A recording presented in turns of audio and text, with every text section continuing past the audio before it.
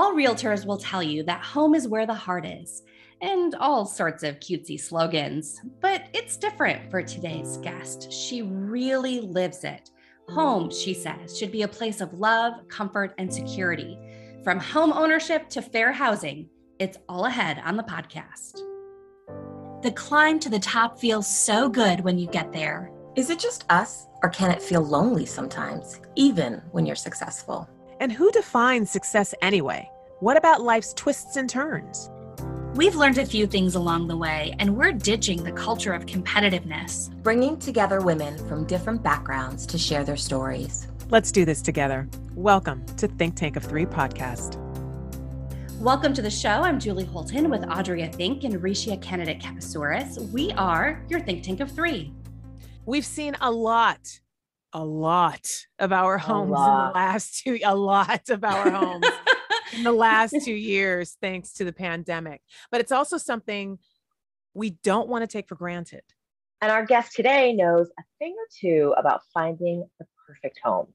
Amy Jackson is an accomplished realtor in Michigan's capital city. She's in the top 5% of all real estate agents internationally. That's correct, top 5% internationally. She has also received Coldwell Banker's Circle of Excellence Award as one of the agency's top producing agents. And she has a strong reputation for her commitment to the community. In 2018, she was honored with the Hero Award for her local impact, and the list goes on. Before real estate, Amy Jackson was a global service manager for a corporate 500 company. Then she ran her own successful marketing business. She is also a very close personal friend. So I can tell you without a doubt, Amy is just one amazing human being. And I am so excited to welcome her to the show. Amy, thanks for joining us today. Oh my goodness. Thank you guys for having me. What an honorable welcome there. Thank you. Well, you're the one who did all the hard work. We're just reading it out loud and making you listen because I was telling the ladies, you are so humble. You're probably going to cringe through the whole introduction, but you guys, She has earned every honor because she is exactly who she says she is, who she presents herself to the world, and with such a heart to help others. In fact, I want to read something that Amy sent out in an email during the pandemic.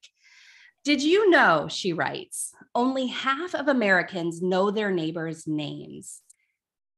Only half of Americans know their neighbors' names. Living by the golden rule, love thy neighbor as yourself, has been a core value in my life. But recently I asked myself, do I even really know my neighbors?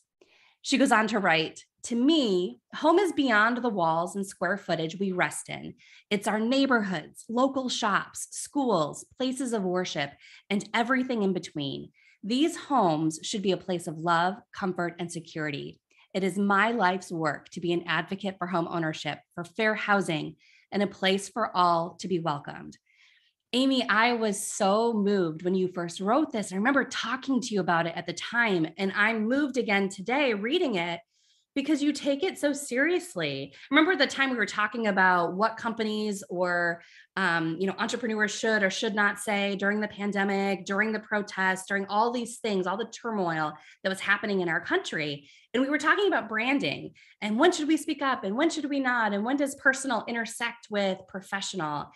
And I remember you decided you were going to write this heartfelt letter because it represents you and your family.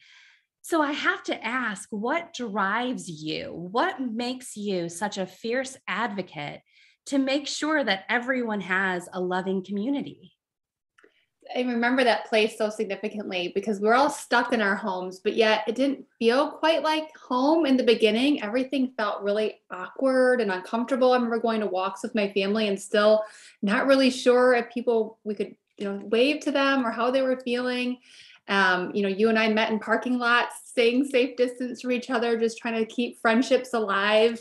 So for me, I think when we think about home and community, that's what makes home feel the same. Like you can go into someone's house and right next door, it feel completely different. I think how that person interacts and their neighbors and being able to have a sense of community that if you need something, whether a cup of sugar or a mask, that you have someone next to you to be able to do that. How have you created your own community? I ask this because a lot of people struggle to build connections, finding that special tribe, especially when you're an adult. I remember having this conversation. Making friends as an adult is a difficult task, especially if you have moved to a new place where you don't know anyone. And it's very easy to just insulate yourself with what's inside of the four walls of your home. So how do you do that? How have you built your community? Well, I'm still learning that. I think that I'm valuing whatever community does come to me. So the people that do come to me, I feel like I don't want to ever take that for granted, that our paths have crossed for a reason, whether that's a kind of old church saying is a reason, season, or a lifetime. So I really try not to take for granted that if I meet someone and I have a good relationship, I'm really lucky that quite a few of my clients become really good friends. And I tell people it's not a requirement. If you don't like me, that's okay. But you're walking alongside people and you really get to be a support to them in a really vulnerable place. And I don't really ever want to take that for granted. And even my friendships that I meet, like how Julie and I met, and even meeting you ladies today, I just don't want to ever take that for granted. I moved in my high school years, my freshman year in high school. So I remember being the new kid in freshman year, which you think would be the worst idea.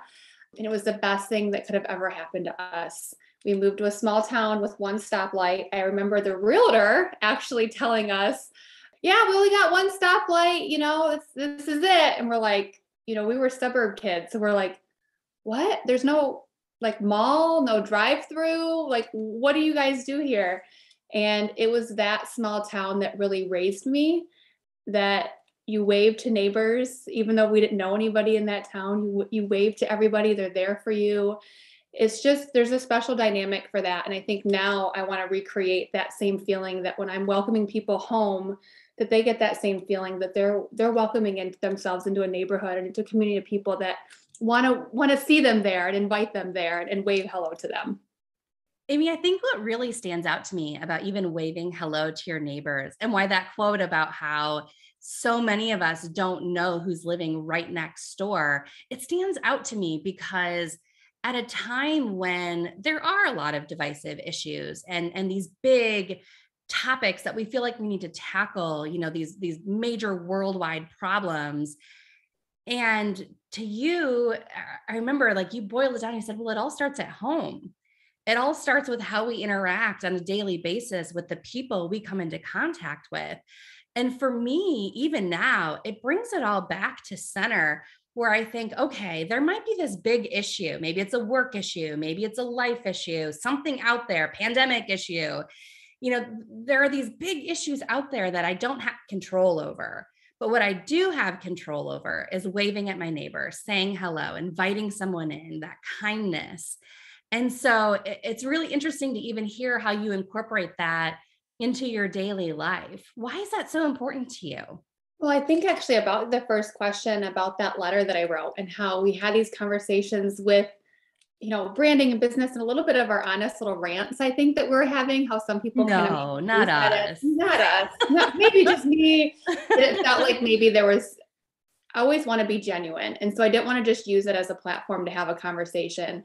And so when that letter came out, it was really probably several weeks into all these things happening, but it just became pulling everything away, pulling the curtain away from everything that became, one side or another, or whatever these different things that were crossing up that were causing so many people to be divided. As we drove through our neighborhood, we were seeing signs and things that were going up that were creating, the neighbors not waving at each other, maybe because now what they didn't know behind closed doors has become more vocal. And it's like, we are still neighbors and we are still going to be here together. And so we want to be able to respect each other for a common ground, even if we don't have to be on all these different things. So for me, it's really being able to see that we have these neighbors and we do have something in common, even if it's just our address. And we don't have to agree with someone to still love on them in some way. I don't have to really even like them to still in a way respect them enough that to have a common courtesy as a wave. Amy, your tagline is serve, sell, repeat, which I love, having a sales background, having the service part come first. So what does this mean to you, especially the focus on serving your clients? Yeah. So really, that tagline really kind of became from a sticky note that is now hanging in my office. That was when I first started in real estate, and I was, 6 months pregnant, waddling into my cubicle every day with no clients. I had, just went in there every day and just was going online, doing online training, creating forms for clients that didn't exist. And I was really discouraged. I'm not from here. I don't have this base of connections here that other people in my industry kind of just seem to have. And so I was feeling very inadequate. So maybe another topic for another day, but I was really just struggling in this first season in my career, and knowing that over 80% of real estate agents after 3 years aren't in our business any longer. So I knew my first every day counted. So I needed to make the most of it. So in that season though, just in struggling, I just felt like, truly my faith was, if you have a servant's heart, you'll be a success. If I treat people right, if I do the right thing, if I truly just focus on serving them, everything else will fall into place. And I have found that to be super true. So that's been my foundation. If I serve well, I'm going to sell. And then the goal is just to keep repeating that process. And it can hopefully be that simple, although it's not, but just keeping my focus right. Speaking of serving, Amy, you have a special place in your heart for single mothers. I myself was raised by one for a few years, so I personally understand this passion, especially, those women who give everything they've got to make life better for their little one, because that was my mom early on in my life. Tell us about your work specifically with women and why that's so important to you. Well, same with you. My mom was a single mom, and she's a hoot. That's kind of what I call her. She's just a hoot, because she was a police officer. She was one of the first women police officers in the city of Flint in the 70s. So y'all can only imagine, she was a true Charlie's Angel. But seeing her, being able to keep my brother and I moving and grooving in all of our sports and everything else that we went through, but she always had a focus to give back. So we were, whether it was Thanksgiving and we were, able to help out in different community organizations to give food, or focusing on when we're giving our clothes and toys away, finding opportunities to give that to people who would want to keep using it if we're no longer doing that. So I think finding ways to do that, and whether that's single moms or single dads, just doing anything alone is very hard. Even doing business alone, anything that you have to do by yourself, I think breeds so much, where you need confidence. You need, you don't have the support to tell you if you're doing it right or wrong. Some of the best things to happen to me was when we first had our son, my best friend would tell me time, it's normal. It's no, I didn't know what normal was, because this was all new. So when I think of for women, just for them to be empowered and having that sense of support that sometimes we don't always feel like we have, or we don't feel like we're receiving it genuinely. So we question ourselves, we question our relationships, we question our decisions. So being able to find pockets where I can be that for somebody is just something I hope to do. When it comes to empowering women, what do you wish that they knew about home ownership? I think I wish that women and anyone would know is that it's possible. I think knowing that it's so possible and it's so obtainable to be able to do, and it's manageable. Most women, we are master managers. I mean, managers of the universe, in my opinion. And so knowing that you can manage your household, and sometimes it can feel overwhelming with all of the other plates that we're juggling. Well, what do I have to do if something goes wrong? Or, I don't just have a number to dial and they'll be there to fix it up within 48 hours. I think being able to help them see how that is possible, whether that's a financial question of where do I start, or what do I need to do? What does that look like? Or just in a managing standpoint, is how is this going to look? How can I do this in a sustainable way where it doesn't feel like another burden for me? And kind of just taking some of those pieces away and letting them see it's possible. With allowing or helping people to see that the home ownership is possible, that kind of works also within advocacy for housing, for fair housing. Can you talk about the inequities that are existing within the housing market? How is it that you are advocating for community in a system that has some unfair play going on? Well, there's a lot of unfair play, unfortunately, that we continue to go through. And I think this will be just kind of a forever battle, just as humans, that we're going to have to go through. And a lot of that starts with our individual hearts, but where I can start and to come into play is being able to go one person at a time. and being able to see where they are, where they want to go, or even helping them see where they could go and how to be able to get there. I want to do better with being a part of fair housing. It's a requirement for us in our licensure. But more importantly, I think that people don't realize that it's happening every single day. There are still neighborhoods in our community that have restrictions that are now illegal, but still abide in their legal paperwork. And that should just be universally abolished. And the fact that there's so many loopholes that has to be done for something that should be, in my opinion, immediate without question, it takes a bigger platform for people to support that. I think being able to kind of pull back and say, if I can impact one person and make sure that they don't feel that way. I had a client last year who unfortunately was working with another realtor and was not feeling like they were getting a fair support in their decision to buy a home. This other realtor had sold their home, so they were paid, right? I mean, so let's be honest, let's just say what they want to say. They were compensated for their time and sold this house. And then we're working with this, who became my client, to buy a home. So now you have another opportunity to earn this person's business, because that's what we're doing. I'm earning her business. I'm working for this, right? She is giving me this opportunity. And I think that that's one mistake some people make, is they think that they just got it like that. We need to work and earn it. But more importantly, is this person had no peace in her. So through this whole process, she felt that she was being treated unfair and didn't know any different. So when we met at an open house, she was like, wait, this can be different. This can be a good experience. I can feel like I'm getting shown houses that I really want in the neighborhoods I want to see. That's a huge, huge problem. And that was a huge heart problem for me that angered me. So I feel like when something angers you, you have to be a part of the solution. So that's something that I have really driven into, that I want to learn and be better at to help her. So thankfully she found an amazing house. Her sister lives with her. This will be their forever home. And they've actually become really good friends of mine. But I think her being able to see that there can be a difference and she can have a different experience is so important, because now she can tell somebody else, if you're not happy, don't stay somewhere that you're not being served properly. You need to go and get someone who's going to do that. I don't care if it's me or not, but don't settle for someone that you don't feel comfortable with. I think you just tied into something that people really struggle with remembering when it comes to real estate and what they're doing, is to remember the realtor works for you, not the other way around. They're servicing your word, you. and I think we all did, when we've been in that situation.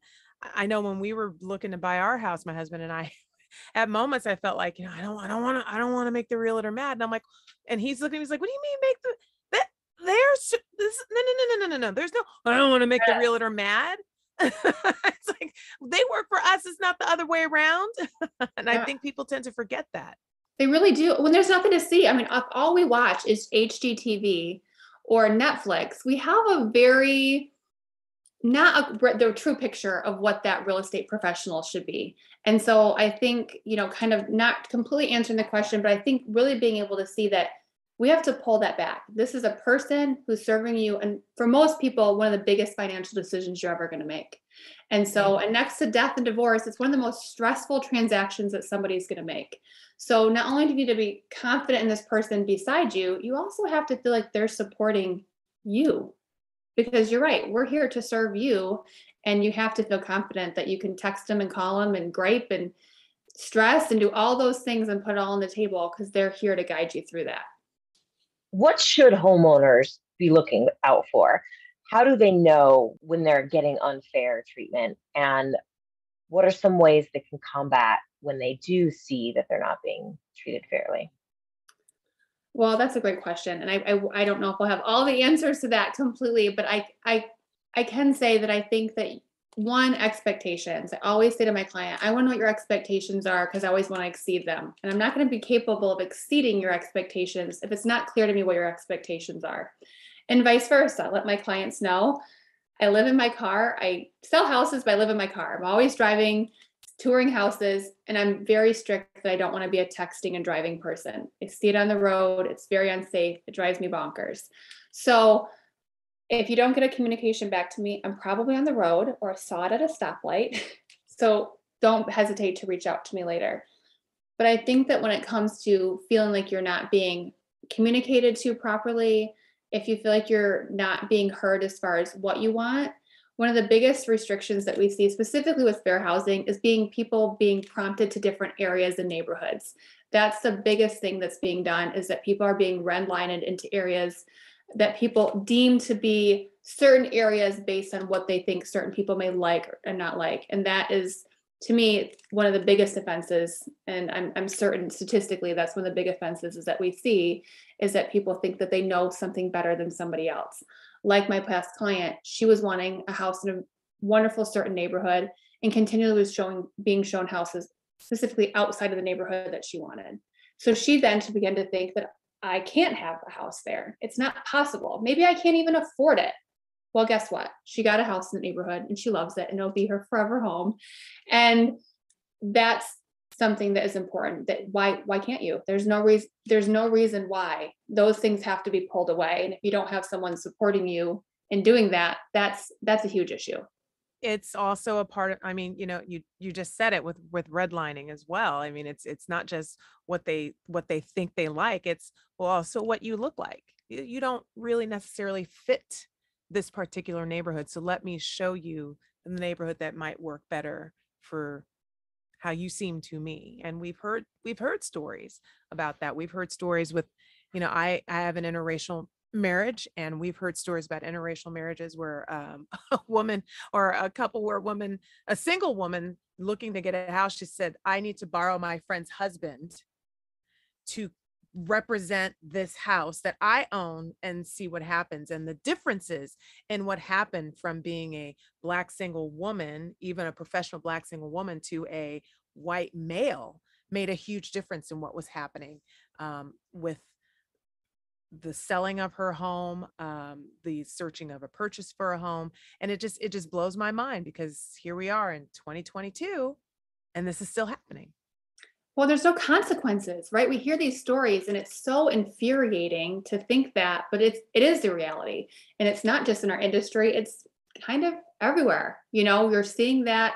I'm in an interracial marriage as well, and I see the difference and how we're treated when we go on vacation. We go into resorts. If I walk in and then we walk in together, it can be completely treated differently. It's one thing if it's a place I'm choosing, but when it comes to a business transaction and someone who's having a salaried or paid profession, there should be consequences for that. So whether I'm choosing to be on a beach and how we're treated there, or I'm paying you, Mr. Appraiser, or whoever it might be, and they're being treated that, we also have to be able to say, hold on a second, this is not right. There needs to be discussion. And most importantly, there needs to be some accountability. We often discuss a great deal about the balance aspect of things, and real estate, that's 7 days a week all the time. That's not 8 to 5, Monday through Friday, weekends. That is 7 days a week. So in doing that, in trying to make sure that you are servicing your client, and trying to make sure that you are also there with regards to your family, and let's be honest, with yourself, because one thing we do discuss a great deal about is you need to have the you time. I'm not dealing with the kids, I'm not dealing with the husband, I'm not dealing with the other stuff. It's my time to sit on the couch if I want to and watch Grey's Anatomy.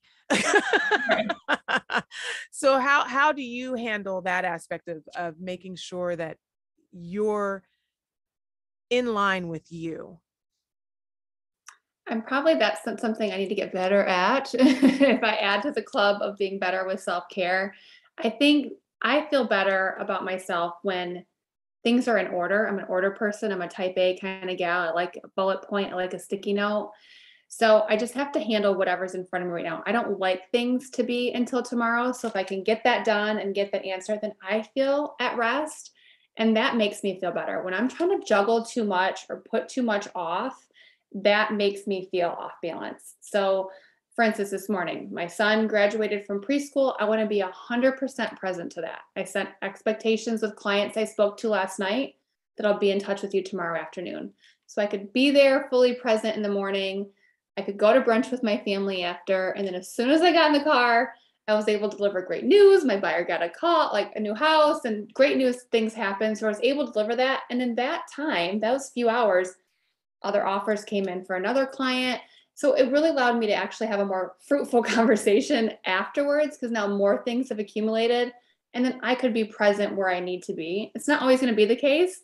Sometimes my clients are going to pull me away and I'm not watching the baseball game, or I'm going to have longer days and I'm not going to see my husband and son.